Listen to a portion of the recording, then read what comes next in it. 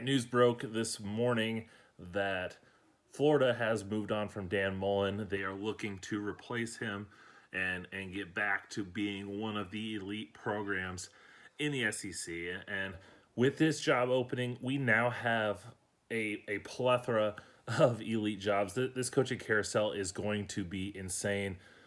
USC's open, LSU's open, TCU, Virginia Tech, now Florida. So we, technically speaking, have three, I think, elite jobs available, top 10 level jobs in college football. And it'll be anxious. I'm anxious to see. It'll be interesting to see who is hired at each of these schools. But Florida, with LSU, we have two prominent SEC jobs open. And with Florida, you have a program in the state of Florida. So it'll be fascinating to see who they hire. There's a ton of talent in the state of Florida. Georgia has got a ton of talent in it.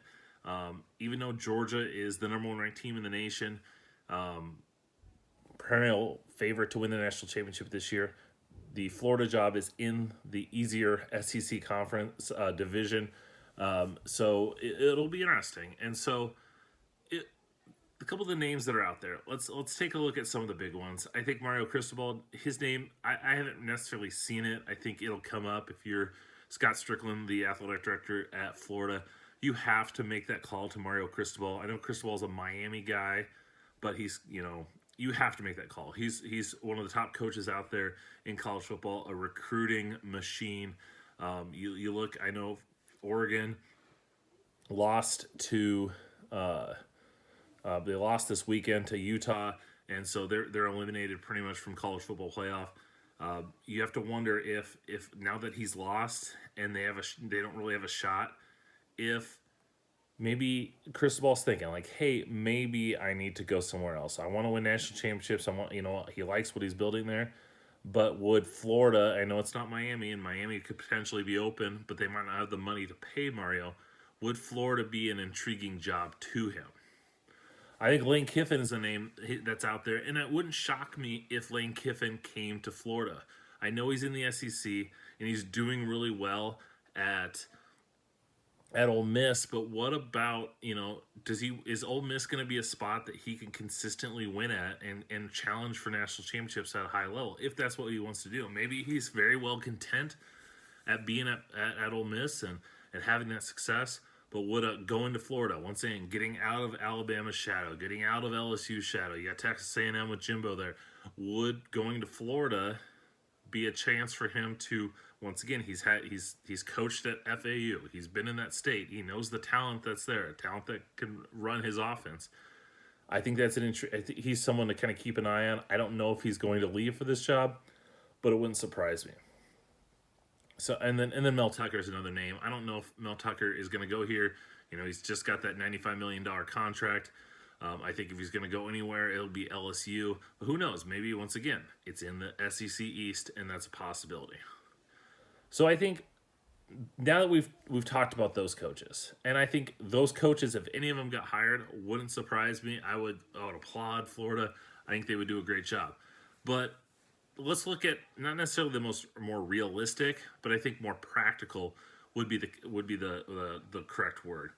And I think you got to look a little bit north and look at Wake Forest and Dave Claussen. And I know it's not the sexiest name, and if you're a Florida fan, you would want a Lane Kiffin, you would want a Mario Cristobal, you would want those types of coaches. But I don't know if those guys are going. When they hired Dan Mullen, they wanted Scott Frost, they wanted Chip Kelly, and they got passed up. Like, those coaches had a chance at Florida and chose to go elsewhere.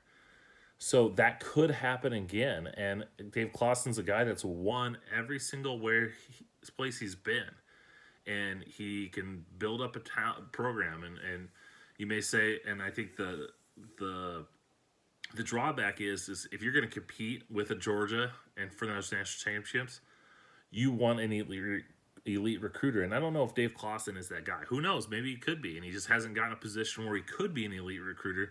But I think if you're looking for some stability, if you're looking for a program builder, which this program might need, then Dave Claussen could be your guy. I think another name, if you go the coordinator route, would be Dan Lanning from Georgia, another defensive-minded head coach, guy that's doing really well at Georgia. I know Kirby is a defensive coordinator, and in his past life, but Dan Lanning's an ascending future head coach, guy that's going to get a job somewhere. So I think this could be that shot. Now, a couple other names to kind of keep an eye on. I think if you're Florida, you have to go to the Dallas Cowboys and talk to Dan Quinn. Dan Quinn took a team to the Super Bowl, and I know he got fired from the Atlanta Falcons, but he had good success, and now he's with the Dallas Cowboys. He's shown the ability to build up and develop an elite defense in the NFL. He used to be the defensive coordinator at Florida. Would he come back? Could he come back and lead the program? Does he want to be a head coach? Does he want to be a head coach in college football?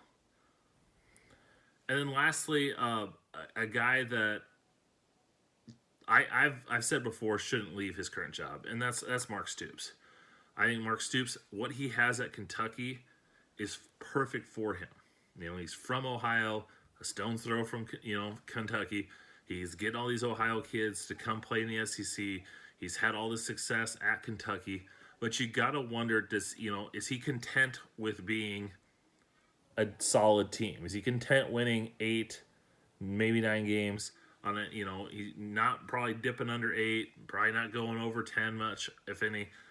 Is he content with that, or does he want to go and feel that he wants to coach and win national championships? And I don't know if you can win national championships at Kentucky in football. Mark Stoops has had experience in the state of Florida. He's coached at Florida State, he's coached at Miami, and he's coached at Florida State, Miami. Would he want to go to Florida? And once again, he's developed NFL players, he's attracted NFL talent, he's had some good recruiting classes. What could he do at Florida? And I think if you can get him to leave Kentucky, I think Florida would be a good opportunity for him. It's just a matter of would he do that. And last name I do want to throw out is dipping into the FCS level. And I think any SEC job that you talk about, you have to bring up Billy Napier and what he's done at Louisiana, building that team into a perennial top 25 team the last several years. He's coached under Dabo Swinney. He's coached under Nick Saban. He's been a coordinator out in the Pac-12. He's a good coach, and he's going to get a Power 5 job. And he's probably going to get an SEC job.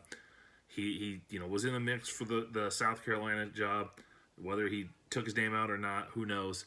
But would Florida be that job for him? Would they want to go for him? Would they be their, maybe he's their fallback choice. Maybe they want to go after, Lane Kiffin, and they want to go after Mario Cristobal and Dan Quinn, and those guys turn him down. Billy Napier could be that fallback candidate, and sometimes, as we've seen in previous schools, that fallback candidate sometimes is the best one. Where do I think they're going to go? I think my choices, who is going to end up being the next Florida head coach, I think it's going to come down between Mark Stoops and Dan Lanning, if I'm being 100% honest. I think they're going to strike out on some of their top choices. I think Stoops is going to be a guy that if he leaves Kentucky, it's going to be for a job like this. But if he chooses to stay, I think they're going to have to go the coordinator route. And we know SEC schools like to hire SEC guys. And that's why I think Dan Lanning, the Georgia defensive coordinator, is probably going to be the next Florida head coach.